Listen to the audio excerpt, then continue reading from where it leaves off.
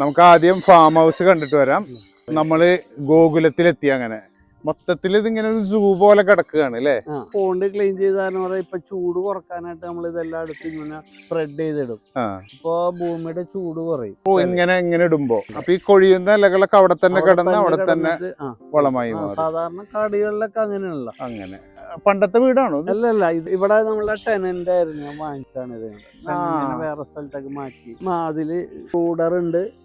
അതിൽ ബ്രീഡിംഗ് ഉണ്ടോ?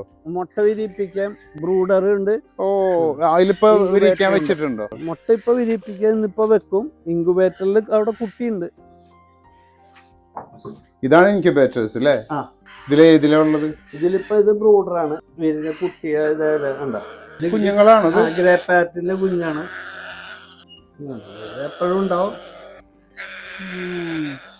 വെച്ചൂർ പശു ഉണ്ട് അല്ലേ ഇവിടെ? വെച്ചൂർ പശു ഉണ്ട്. നല്ല ചാണകത്തിന്റെ മണം വരുന്നുണ്ട്.